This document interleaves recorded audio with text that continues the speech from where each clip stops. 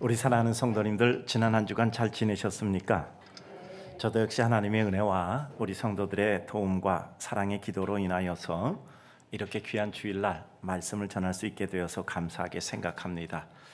이제 우리들에게 코로나 전염병이라는 상황이 스쳐가는 혹은 가상적인 상황이 아니라 지극한 현실적 사실로서 자리 잡고 꽤 긴 시간과 여파를 진행하며 함께 동행하고 있습니다. 전염병 아니어도 우리 인생은 참 힘들게 살아갑니다. 그런데 전염병까지 겹쳐져서 더 어렵고 고난스러운 삶을 살아가는 우리 인생들의 모습을 봅니다. 그러나 인생들은 어려우면 또 어려운 만큼 적응하고 또 그 가운데 해결하고 무엇보다 하나님의 자비가 발동하시는 순간 하나님의 은혜를 입어 언제나 새로운 역사의 장을 열고는 했습니다. 우리는 오늘도 하나님의 자비를 구하며 우리들에게 주어진 현재라는 상황과 현장 속에서 우리가 할 수 있는 가장 중요한 일을 진행하는 겁니다. 하나님과의 영적인 교통, 그리고 그것이 세상 속에서 어떻게 은혜로 실현되고 실천되어 가느냐라는 것을 우리 삶 속에 체득하며 살아가는 것입니다. 오늘은 이제 무거웠던 2020년의 절반이 지나가는 6월의 마지막 주일을 맞이한 것입니다. 특별히 이와 같이 지난 반년을 생각할 때 우리들에게는 2월 초부터 2월 중순부터 시작되었으니까 거의 6개월 중에 4개월 반, 5개월 가까이 이와 같이 진행되었던 전염병으로 인하여서 마음도 눌리고 생활도 눌리고 삶의 모든 기운도 쇠지나가는 이와 같은 때에 하나님께서 이스라엘 백성을 향하여 주신 그들의 고통과 아픔, 그럼에도 불구하고 다시 회복하여 싸매주시고 살려주시고 세워주시는 은혜의 역사의 모습을 살펴보고자 합니다. 그리고 이와 같음을 통해서 이러한 요즘의 구간을 통과할 때 우리 성도들에게 비록 아픔과 고난은 있지만 그럼에도 불구하고 싸매어 주시고 회복시켜 주시는 하나님의 은혜를 생각하여 영광의 빛을 바라보며 또 하나님 앞에 힘을 내어 살아가는 여호와의 백성 되기를 소원합니다. 이제 오늘 호세아서 전체를 총괄하면 타락하여 범죄한 이스라엘에게 대해서 하나님께서 징계를 선포하십니다. 그러나 그 징계가 하나님의 사랑에 기인한 것으로서 그 징계는 영원한 그들에 대한 처벌이 아니라 하나님의 회복으로 인도하는 은혜임을 하나님께서는 또한 확인하여 선포해 주십니다. 오늘 우리가 읽은 6장 이전에 보면 5장에서 하나님은 사자같이 이스라엘을 찢으시고 전염병으로 그들을 치실 것임을 선포하십니다. 그리고 오늘 본문 6장에서는 하나님께서 그들을 찢으셨으나 다시 낫게 하실 것이고 다시 살리시고 일으키실 것을 말씀하십니다. 이로 인하여 백성들은 여호와를 알되 힘써 여호와를 알고 여호와께 돌아가야 한다라는 이와 같은 선포의 말씀입니다. 하나님은 한때 백성들을 찢으시기도 하지만 낫게 하시고 싸매어 주심으로 말미암아 인간에 대한 때로의 고통과 징계와 고통 주심의 의미와 의도를 알게 하시고 근본적으로 인생들이 하나님을 알고 하나님 앞에 돌아와 하나님의 은총 속에 살아가게 하실 것임을 말씀하고 있습니다. 이제 이 말씀을 조금 더 살펴봅니다. 하나님은 때로 우리를 찢으시고 고통 가운데 놓이게 하실 때가 있습니다. 오늘 1절 말씀을 보면 오라 우리가 여호와께로 돌아가자. 여호와께서 우리를 찢으셨으나 도로 낫게 하실 것이요 우리를 치셨으나 싸매어 주실 것이라고 말씀하십니다. 하나님은 분명히 우리를 찢으시고 치시고 고통 가운데 거하게 하실 때가 있습니다. 왜 하나님께서 우리를 찢으시고 고통 가운데 놓이게 하실까요? 하나님의 기다림은 사랑으로 인하여 끝까지이며 하나님의 우리 인생을 판단하는 기준은 사랑으로 인한 회복이라는 기준에서 우리 인생을 판단하십니다. 물론 우리 인생이 하나님 앞에 범죄하고 하나님의 얼굴빛 아래 거할 수 없어서 우리는 어려움을 겪는 것입니다. 그러나 그것이 끝이 아니고 하나님은 우리를 결코 버릴 수 없는 사랑을 품고 계시기에 우리에게 하나님의 사랑의 한도인 끝까지 기회를 주시는 것입니다. 우리 인생은 끝까지 기회 주지 못합니다. 우리 인생 끝까지 사랑하지 않습니다. 누구든지 사랑합니다. 그런데 뒤에 반드시 한계가 붙죠. 내 마음에 들 때까지만이요. 우리는 사랑도 내 마음에 들 때까지만 합니다. 우리는 지지하는 것도 좋아하는 것도 어떤 일에 대해서 기호와 선호를 가지는 것도 내 마음에 들 때까지만입니다. 그러나 하나님은 그렇지 않아요. 끝까지입니다. 어떻게 하나님은 끝까지 할 수 있을까? 그것은 하나님의 범위와 우리 인간의 범위가 달라서 그래요. 우리 인간의 범위에서 끝까지라는 것도 하나님께서는 절대 끝까지가 아니에요. 그 뒤까지 훨씬 더 큰 영원한 세계가 있게 되는 것이죠. 우리 인간과 하나님의 세계는 범위가 다릅니다. 우리가 하나님을 생각할 때 첫째로 하나님과 우리의 한계와 범위가 다르다라는 생각을 잊어서는 안 돼요. 우리는 내 마음에 들 때까지만, 내 기호와 내 선호가 작동하는 데까지만 이라고 할지 몰라도 하나님은 끝까지라고 하십니다. 근데 그 끝까지가 우리 인생이 생각하는 그 끝까지가 아니에요. 하나님의 끝까지는 우리 인생의 범주와는 다른 것이죠. 그래서 그의 기다림은 사랑으로 끝까지 우리를 기다려주시고, 우리를 판단하는 기준은 사랑으로 인해 우리의 회복을 바라보며 판단하시는 것입니다. 하나님은 눈앞에 있는 우리를 보고 판단하지 않으세요. 하나님은 눈앞에 우리가 회복하여 어떻게 될 것인가를 미리 보시고 판단을 유보하시고 그 가운데 우리들에게 기회를 주시는 것이죠. 우리는 엘리야에 대한 하나님의 판단, 하나님의 기준을 생각해 봅니다. 엘리야는 갈멜산의 대전투를 승리한 사람이에요. 그와 같은 대단한 인물이 그저 이세벨의 암살 위협 한마디에 마음이 꺾이죠. 기운 꺾이면 다 끝나는 겁니다. 도망치다 치료하고 그것조차 이건 아니다 생각이 들어 하나님께 차라리 나를 거두어가 주십시오 라고 하나님께 간구합니다. 그러나 하나님은 거기서 엘리야를 판단하지 않으셨어요. 하나님은 오히려 엘리야에게 물과 떡을 주셔서 광야를 가게 하시고 자연의 섭리 속에 하나님의 은혜를 깨닫게 하시고 그를 영화롭게 하늘로 들어 올리셨던 것입니다. 사람의 판단 근거와 하나님의 판단 근거는 다르다고 말씀드렸죠. 사람은 이제까지가 어떠했건 내 앞에 있는 순간과 정서로 판단해 버립니다. 그러나 하나님은 인간을 판단할 때 그 한 순간과 정서로 판단하지 않고 통시적으로 판단하세요. 그러니까 이제까지 살아온 그의 모든 일, 앞으로 그가 행할 모든 일을 다 통합해서 그 순간 그것을 기준으로 삼아 판단하는 겁니다.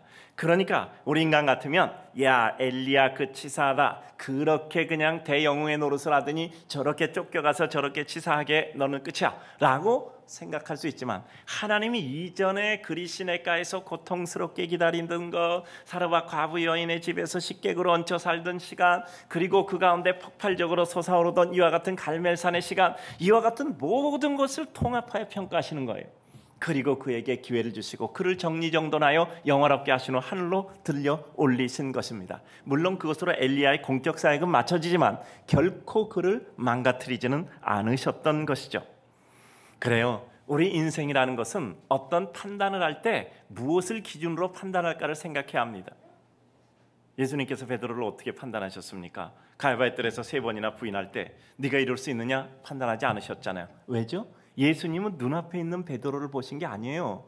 초대교회 그 끝에 가서 주 예수 그리스도를 위해서 복음을 전하는 초대교회 사도요, 그리고 순교자인 베드로를 보신 거예요. 그리고 그 순간 침묵하셨던 겁니다. 제 방에 가면 제가 책상에 앉으면 늘 이렇게 고개 들면 보이는 문구가 있습니다. 부패된 인생을 믿지 말라. 다만 그 순간의 진실을 소중히 여기라. 인생들이 약속하면 지킬 수 있나요? 약속하고 지키는 인생들을 보셨나요? 약속을 지킬 능력이 없는 겁니다. 우리 인생들이 부패되어 있어서 그 약속을 지키지 못해요. 끝까지 사랑하는 인생들을 보셨나요? 상황에 따라서, 시간이 흘러감에 따라서 모든 것이 흐려지면 또 그 마음의 사랑도 흐려지는 것이 우리 인생일 수 있습니다. 그러나 그건 인생이 부패되어서 그래요. 부패된 인상은 믿어서, 그래서 실망할 대상이 아닙니다. 인생 자체가 그런 것입니다. 그렇다면 우리는 어떻게 살아야 되죠? 그 순간의 진실을 소중히 여기라. 누군가 내 마음에 무엇인가 얘기를 했다면 그건 그가 그 말대로 살고 싶었던 거예요. 그대로 약속을 지키고 싶었던 겁니다. 사랑한다 했으면 그 순간에 사랑했던 것입니다. 그것을 소중히 여겨야 돼요. 평생 동안 그것을 보물처럼 소중히 여기고 가면 되는 겁니다. 그래야 우리는 인생들을 사랑할 수 있는 거예요. 그렇지 않으면 우리는 모든 사람에게 다 실망하고 맨 마지막으로는 나 혼자 남아 그러한 내 모습에 실망하는 것이 우리 인생일 수밖에 없습니다. 한순간이라도 내게 진심을 가졌던 이들, 한순간이도 나에게 마음에 따뜻한 사랑을 가졌던 이들을 끝까지 그것을 소중히 여기셔서 내 마음의 아름다운 추억의 페이지로 삼아 놓으시고 그것을 누리며 평생 살아가는 것이 우리 인생일 때 우리는 하나님의 은혜를 누리며 살 수 있는 거죠. 그렇지 않으면 우리 인생 자체가 피폐해지는 거예요. 이 사람에게 상처받고, 이 사람에게 배반받고, 이 사람에게 질시받고, 이 사람에게 그 마음에 큰 어려움을 겪고, 그것이 우리 인생이잖아요. 그러니까 우리는 인생들을 볼 때 무엇을 봐야 하면 인생의 실체 모습과 그를 통하여 역사하시는 하나님의 은혜의 모습을 바라보는 것이죠. 누구든지 내게 한 번의 사랑을 주었다면 그 사랑의 순간을 소중히 여겨서 그것을 품고 언제든지 마음에 감사하고 고마워하는 것이죠. 그래요. 기준이 있는 겁니다. 기준을 정해야 기준을 가지고 판별하는 겁니다. 하나님의 기준은 사랑이에요. 그래서 하나님의 기준은 그 사랑에 근거하기 때문에 끝까지라는 기회를 주는 것이지요. 하나님이 인생을 버릴 수 없는 사랑의 회복에 대한 의지는 때로 그 백성에게 고통까지를 주시면서 그들의 바른 길을 추구하십니다. 우리에게 아픔과 고통을 주시면서까지 우리가 바른 길로 돌아오기를 기대하고 기다리는 은혜를 주시는 하나님의 의도와 사랑을 파악해야 합니다. 하나님은 그 백성의 고통을 감수하시면서까지 결코 그 백성을 놓지 않으시는 사랑의 의지를 가지는 겁니다. 그 백성이 고통스러운 것은 하나님의 고통스러움이에요. 내가 사랑하는 것이 고통스러우면 내 마음이 고통스러운 겁니다. 그러나 하나님은 그 백성을 고통스럽게까지 하시면서 자신이 그 고통스러워하는 인생을 보시면서까지 그 백성을 돌이키기 위하여 붙들고 기다리고 또 기다리시는 겁니다. 요즘 제가 기도하는 문구 중에 자주 기도하는 문구가 있어요. 아마 기억하실 거예요. 하나님, 기다려주셔서 감사합니다. 저는 요즘 기도하다 보면 이 문구가 자꾸 나와요. 하나님, 기다려주셔서 감사합니다. 하나님이 기다려주시지 않았다면 우리의 현재가 있었겠습니까? 단번에 그 자리에서 치셨다면 우리에게 이와 같은 우리의 현재가 있었겠습니까? 앞으로 우리가 이룰 어떤 일이 있었겠습니까? 하나님이 기다려주신 게 너무너무 감사해요. 그리고 또 하나님께서 기다려주실 것을 생각하니까 또 그게 너무너무 감사한 거예요. 그 잘못하면 또 잘하면 되지 뭐. 안 되면 또 결국 해내면 되잖아. 그런 마음이 드니까요. 너무너무 마음이 감사한 거예요. 저는 사람도 기다려줘야 되고 우리 자신도 기다려줘야 되고 우리 모든 삶의 상황과 여건도 기다려줘야 된다라고 생각해요. 저는 이 기다려주는 것, 이것은 사랑이고 이건 믿음이고 이건 은혜라고 생각해요. 저는 요즘 기도할 때마다 그런 기도가 너무 절실한 거예요. 하나님, 기다려주셔서 감사합니다.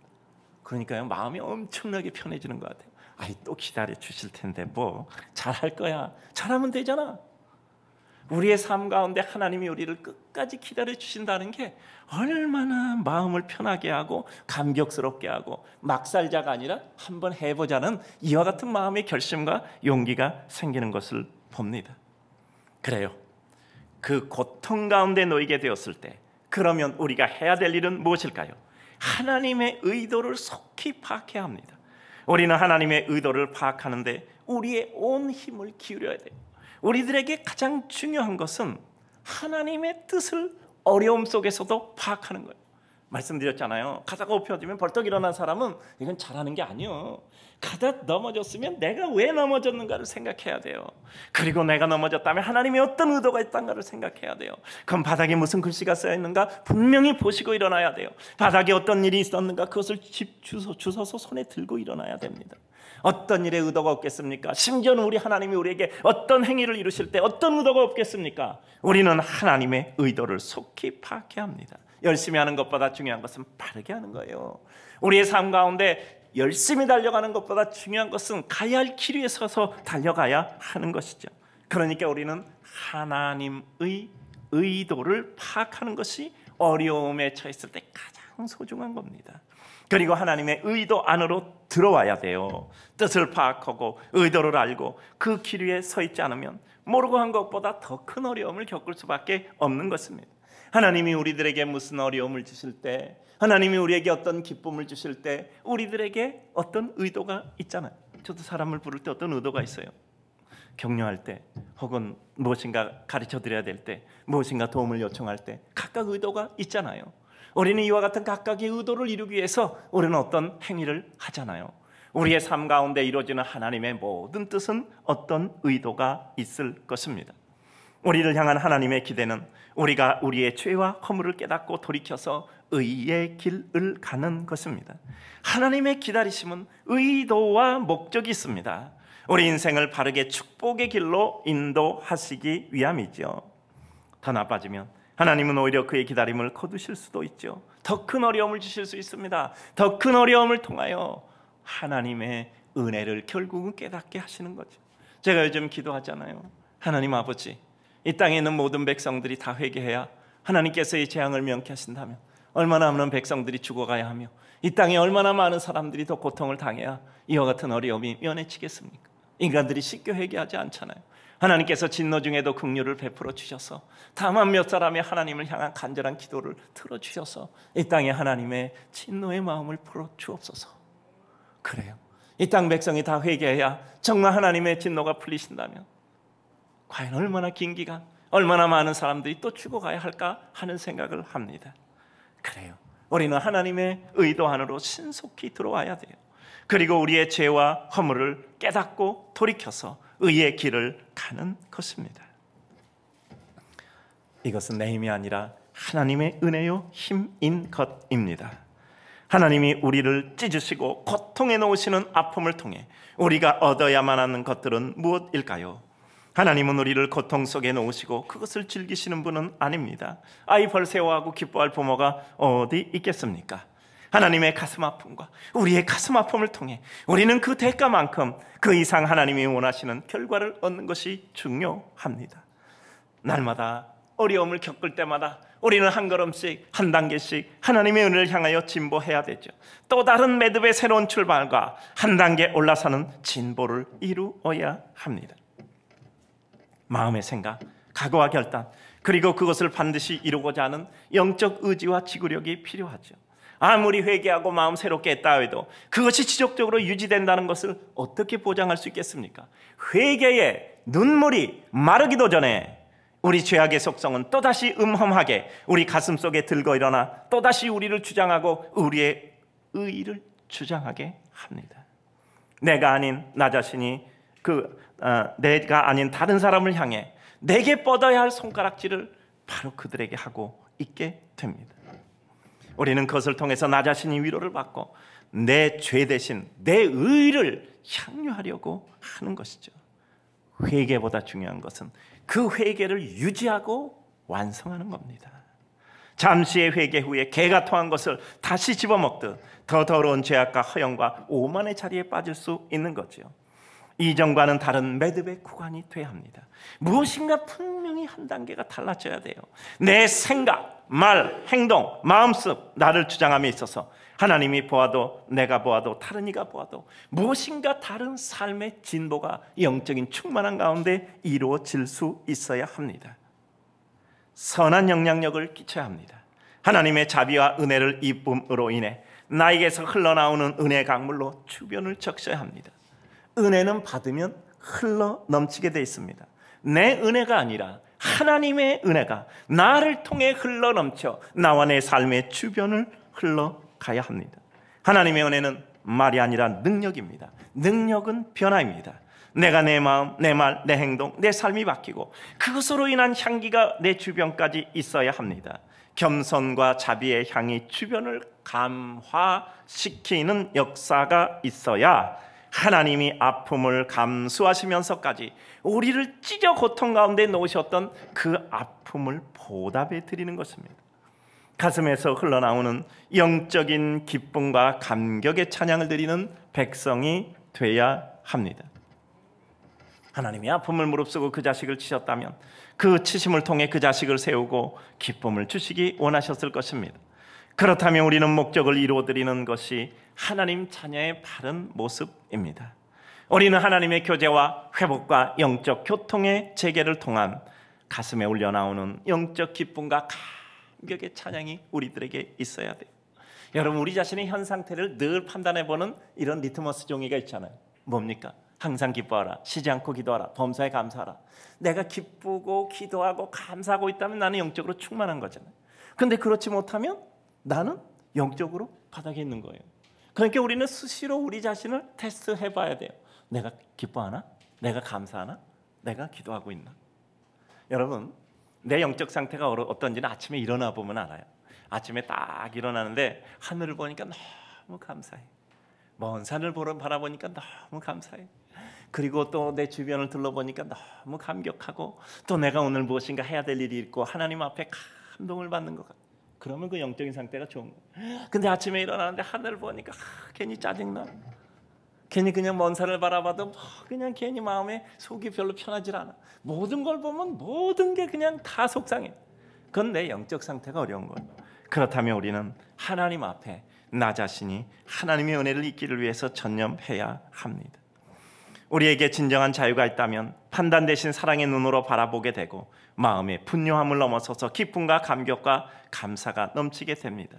이 세상이 아름다워 보이죠. 여러분, 참 세상이 아름답다. 내가 할 일도 많고 내가 무엇인가 해야 될 일, 그것을 통해서 무엇인가 기쁨을 줄 일이 많아 라고 생각되면 우리는 영적으로 충만해요.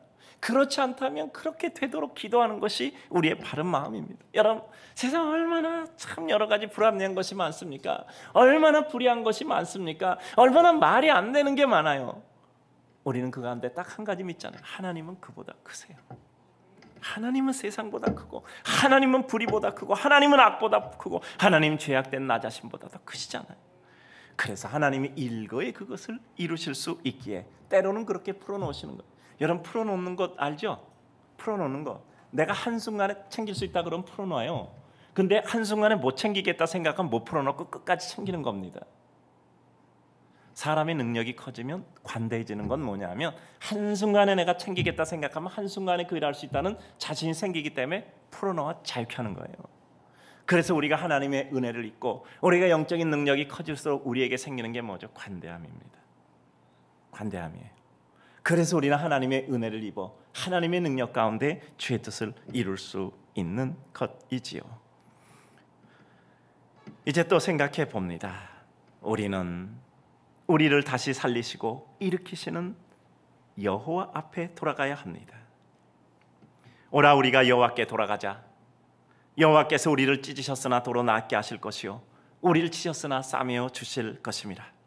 여호와께서 이틀 후에 우리를 살리시며 셋째 날에 우리를 일으키시리니 우리가 그 앞에서 살리라. 우리는 예수 그리스도의 십자가의 죽음과 그 죽음의 권세를 깨뜨리고 무덤에서 부활하신 그 영광의 은혜를 믿는 하나님의 백성이고 기대하는 하나님의 백성입니다. 따라서 우리들에게도 마찬가지로 이와 같은 죽음과 부활의 역사와 능력이 현존하는 하나님의 백성들이에요. 그래서 우리는 그 하나님을 믿는 믿음의 백성으로서 하나님 앞에 돌아가는 것입니다. 우리는 하나님께서 우리를 기다리시고 우리들에게 아픔을 주셨으나 우리들에게 싸매어 낫게 하시고 우리를 인도하시는 그 하나님을 바라보며 그 하나님 앞에 돌아가는 거예요. 우리는 어떻게 하나님께 돌아갈까요? 하나님께 회개함이죠. 회개라는 것이 무엇입니까? 하나님을 보니 내가 보이고 내가 보니까 나의 죄악스러움이 보이는 거예요. 그래서 하나님 앞에 나의 죄를 고백하고 하나님 앞에 나의 은혜를 간구하는 거예요. 그래서 우리는 그 다음에 보니까 가야 될 길이 보여. 늘 말씀드린 신인식, 하나님을 깨닫고, 자인식, 나를 깨달으니까 사명의 발견, 내가 갈 길이 보이는 거예요. 따라서 합시다. 신인식, 자인식, 사명의 발견. 이런 순서에 따라서 이루어지는 그게 회개잖아요. 하나님을 보니까 내가 너무 부끄럽고 죄스러워. 그래서 하나님, 정말 나는 하나님 앞에 아무것도 할 수 없는 부끄러워. 저는 하나님 바라볼 수가 없나이다. 그때 하나님이 우리에게 은혜를 주시잖아요. 우리에게 은혜 주시는 게 우리를 씻어주시고 우리에게 가야 될 길을 보여주시는 거죠. 회개잖아요. 돌이켜 결단해야 합니다. 우리 인생은 의지가 박약해요. 그리고 우리 인생은 죄로 말미암아 물들었기 때문에 언제나 흔들린단 말이야. 사정없이 흔들린단 말이야. 그때 우리가 내 마음대로 자연스럽게 안 되니까 하는 게 뭐죠? 결심과 결단이잖아요. 그리고 하나님의 은혜에 맡기는 겁니다. 넘어지면 또 일어나는 겁니다. 하나님, 넘어진 건 내 목, 일으켜 주시는 것은 하나님 목. 그러니까 나는 하나님의 은혜에 의지하여 다시 일어납니다. 그래요. 그게 결단이에요. 그래서 우리는 결단해서 안 되면 어떻게? 또 하면 되죠. 또 다시 하면 되잖아. 뭐가 문제요? 우리는 하나님 앞에 또 다시 일어나고 또 다시 일어나는 거예요. 결단한 바를 지속적으로 유지하며 더 나은 단계로 나아가는 것이죠. 이때 우리를 향한 하나님의 은혜의 자비는 우리를 기다려 주신다는 겁니다. 아까 말씀드렸죠. 하나님이 우리를 기다려 주신다는 게 너무너무 감사해요. 정말 기다려준다는 것이 너무너무 감사한 것 같아. 에이, 한두 번 못하면 나 결국 할 거야. 그때 하나님께 영광을 돌릴 수 있잖아. 이런 마음 가지면요, 사람이 좀 마음이 편해져요. 이건 뭐 될 대로 되다 뭐 이렇게 되는 게 아니라 정말 내게 기회가 있다는 것, 하나님이 그 기회를 절대 뺏어버리지 않는다는 것, 이 생각을 하면요 정말 마음이 기쁘고 감격스럽고 좀 더 잘해보고 싶고 어떻게 좀 더 무엇인가 정말 잘해보고 싶은 이런 생각이 드는 거예요. 한두 번의 실수나 실패 우리를 내쳐버리는 것이 아니라 우리를 기다려주신다는 사실입니다. 이것을 꼭 기억하셔야 돼요. 이것은 우리를 나태하는 것이 아니라 오히려 우리에게 자신감을 주어서 더 과감히 주님의 뜻을 선택하고 따를 수 있게 하는 힘의 근원이 되는 겁니다. 한 번 해서 안 되면 어떡하냐고, 또 하면 되잖아. 그래도 안 되면 어떡하냐, 또 다시 하면 되잖아. 결국 하나님께 기도하고 하나님께서 이루실 때까지 하면 되잖아요. 기도 응답이 없어요, 또 기도하면 되잖아요. 그래도 안 돼요, 또 기도하면 되잖아요. 하나님이 긍휼히 여기시는 순간이 있어요. 저는 기도하면서 늘 느끼는 게 있는데 정말 마음이 슬퍼지는 때가 있어요. 한나가 나는 슬픈 여자라. 저는 그 말이 그렇게 마음에 와닿아요. 정말 슬픈 때가 있는데 그 슬픈 때 하나님께서 어떤 형태로든지 응답을 주시더라고요. 그래서 마음에 극한의 슬픔이 있을 때 하나님의 은혜가 다가오는구나, 그런 생각이 들어요. 하나님이 우리의 슬픔을 외면하지 않고 우리의 외로움과 우리의 고독과 우리의 가슴 아픔을 외면하지 않고 찾아오시는 하나님, 언제나 바라보고 계셨기에 그 손 내미시는 하나님. 여호와의 손이 짧아졌느냐, 여호와의 손이 짧아졌느냐, 내 손이 짧아 너에게 미치지 못하느냐. 우리 하나님은 항상 우리에게 그렇게 다가오시는 분입니다. 무엇이 우리로 하여금 여호와 앞에 돌아가는데 방해가 될까요? 어리석고 헛된 자존심과 착각이지요. 여러분, 인생의 자존심이 뭡니까? 여러분, 저 사람 자존심 세, 저 사람 자존심이 있어, 그럴까요? 사람이 자존심이 있는 존재일까요? 저는 30년 목회하고 보니까 저는 사람 자존심 없다고 생각해요. 어떤 사람도 극한의 어려움이 주어지고 가중되고 그 시간이 오래 가면 그 자존심은 전혀 없어집니다. 하나님이 진문계는데 누가 자기의 자존심을 내세울 수 있겠습니까? 결국 우리 인생들은 나를 버리고 나를 내려놓는 순간 하나님을 만나는 것입니다. 따라서 어리석고 헛된 자존심, 그리고 어리석은 착각, 이와 같은 것들이 우리가 하나님 앞에 나아가는데 우리를 가로막고 있었던 거예요. 나를 내려놓고 하나님의 은혜 가운데 주여 나를 떠나소서 나는 죄인이로소이다 라고 고백하는 순간 우리가 하나님 품에 안겨지게 되는 거예요. 허영심이 뭡니까? 사람이 가진 게 없으니까 자꾸 자기를 과세하려고 하잖아요. 자꾸 자기를 꾸미려고 하잖아요. 헛된 우월감과 버리고 싶지 않은 아집, 이런 것이 전부 열등감에서 나오는 거잖아요. 그래요. 이와 같은 것들을 우리가 어느 날 하나님의 은혜로 내려놓는 순간이 있지요. 그때 우리가 하나님 앞에 돌아가는 것입니다. 여호와 앞에 돌아온 자들에 대하여 하나님은 어떻게 그들을 회복시키나요? 낫게 하시고 싸매어 주신다고 말씀하셨습니다. 하나님이 낫게 하시고 하나님이 싸매어 주셔서 우리 마음의 위로가 되고 기쁨이 되고 하나님의 은혜를 우리가 마음껏 누리게 되는 거예요. 다시 살리시고 일으켜 세우시는 거예요. 우리들에게 다시 재창조의 역사를 더하시는 거예요. 저는 예레미야의 토기장의 비유를 볼 때마다 재창조 역사를 생각해요. 토기장이가 그릇을 만들잖아요. 근데 이게 파상해서 망가져서 버리는 게 아니라 그것을 자기의 뜻대로 다시 정성껏 만드는 거예요. 그러니까 망가진 작품, 무너진 우리 인생이라면 하나님께서 그것을 다시 더 정성스럽게 빚어서 자기의 뜻대로, 하나님의 뜻대로 만드시는 거예요. 저는 이 장면이 너무나 정말 전율이 올 만큼 마음속에 사무쳐요. 다시 살리시고 일으키시는 겁니다. 하나님의 작품으로 만드시는 겁니다. 이때 우리가 여호와 앞에서 살게 되는 것입니다. 하나님 앞에서의 삶이 가장 행복한 삶입니다. 하나님의 은혜의 눈길이 머무는 곳, 그것이 축복의 터전이요 축복의 백성입니다.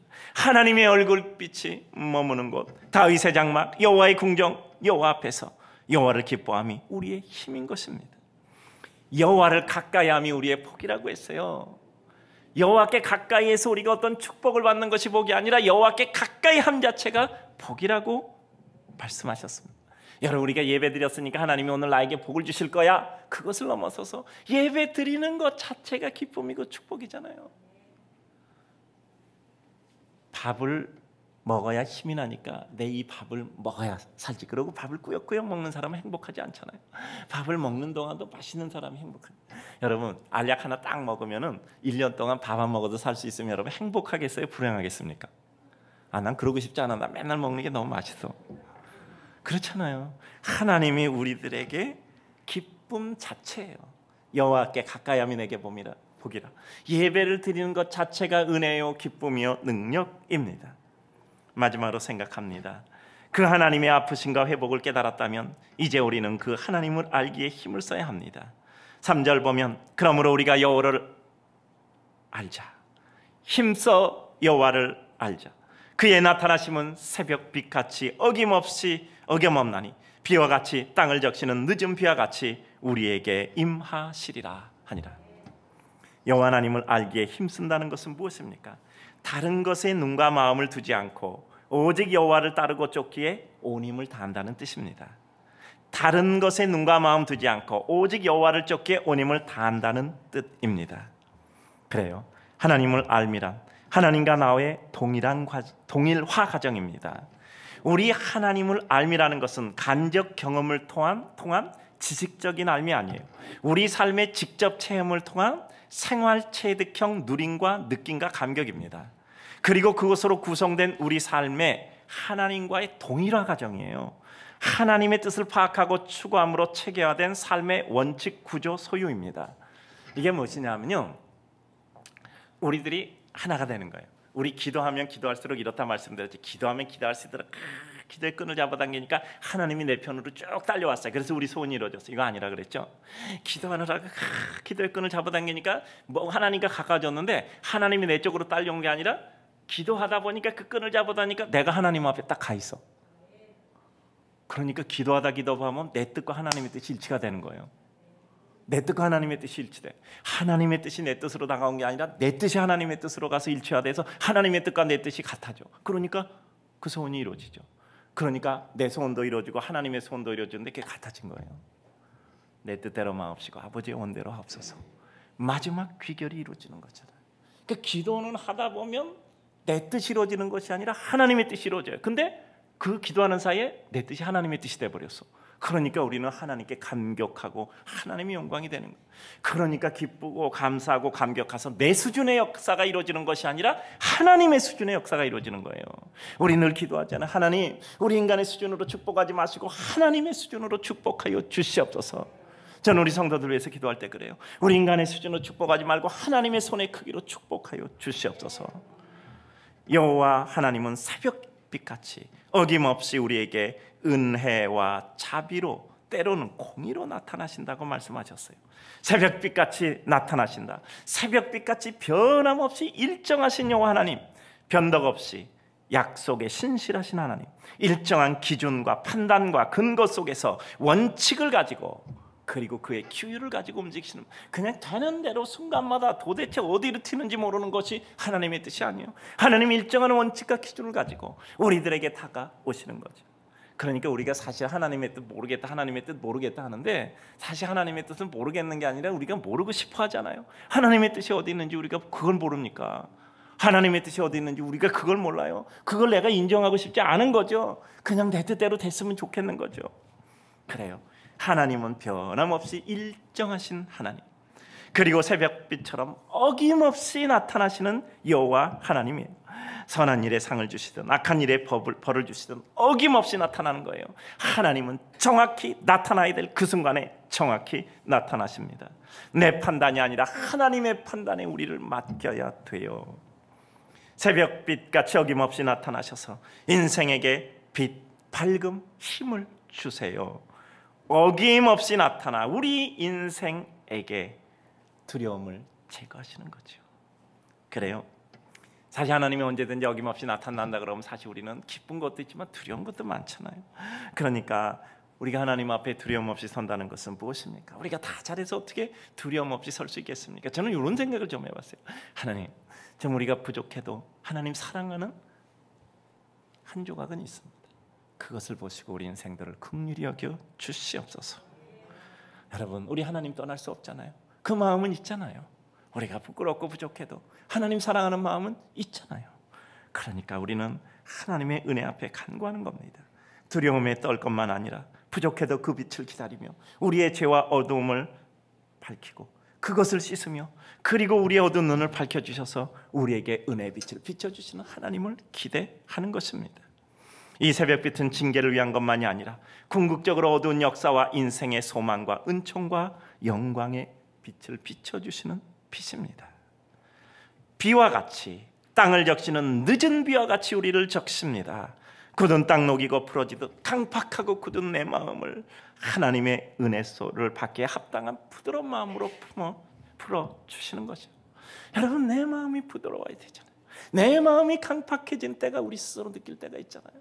어떤 것도 내 마음속에 강팍해지는 내 마음을 보면서 이건 아닌데 라고 생각들면서 더 나빠진 우리 모습을 보기도 하죠. 그때 하나님이 굳은 우리 마음을 부드럽게 풀어주십니다. 굳은 상황과 어려운 문제, 땅을 적시는 비와 같이 은혜를 부어주시고 녹여주시고 풀어주시는 것이죠. 인생의 어려운 문제 의외로 하나님과의 관계 속에서 해결되고 하나님의 은혜를 잊고 보니 예상치 못한 해결의 때가 있어요. 시대가 흘러가도 변함없는 것은 하나님의 은혜의 역사예요. 아무리 어려워도 아무리 고통스러워도 그건 인간의 수준입니다. 하나님의 수준은 그것을 능가하지요. 모든 인생의 마음을 비가 굳은 땅을 녹이는 것처럼 녹여 하나님의 은혜의 세계를 이루어 주십니다. 우리 기도하죠. 하나님, 그분의 마음을 움직여 주시옵소서. 그분의 마음을 흔들어 주시옵소서. 그분의 마음의 울림을 공명을 허락해 주셔서 하나님의 은혜 앞에 그 역사를 이루게 하옵소서. 우린 사람의 마음을 움직이기 위해서 하나님께 간구하잖아요. 하나님께 간구할 때 하나님께서 그 사람의 마음을 움직여 녹여 주시는 거잖아요. 오늘의 말씀 맺습니다. 우리 삶에 아픔이 있을 때 우리는 그 아픔을 주시는 하나님의 의도를 파악해야 합니다. 하나님의 의도와 계획을 우리는 속히 이루어드림으로 회복의 은총을 누려야 합니다. 언제까지요? 하나님의 뜻 안에 들어올 때까지겠죠. 그 어떤 경우에도 하나님 품 안으로 뛰어드는 겁니다. 우리는 하나님의 백성이고 하나님의 은총을 입은 우리 인생들이 가야 할 길이죠. 우리 미끄러져도 하나님 쪽으로 미끄러지라고 말씀드렸죠. 우리 엎어져도 하나님 쪽으로 엎어져야 돼요. 망해도 하나님 쪽으로 그냥 엎어져야 돼요. 그러니까 다윗이 마지막 인구조사 때문에 징계받을 때 사람에게 징계받지 않고 내가 하나님 손에 징계받는 것을 택한다고 했죠. 사람은 징계하면 나를 죽이지만 하나님은 우리를 징계도 우리를 죽이지 않는다고 했죠. 그 하나님 편으로 하나님 품으로 뛰어들어야 돼요. 오늘도 주를 사랑하는 우리 성도님들, 우리 하나님 우리를 일으키시고 우리를 살리실 것입니다. 고통 속에 거하더라도 그 고통을 통해서 하나님의 뜻과 영광을 이루는 하나님의 백성 되시기를 주님의 이름으로 축복합니다.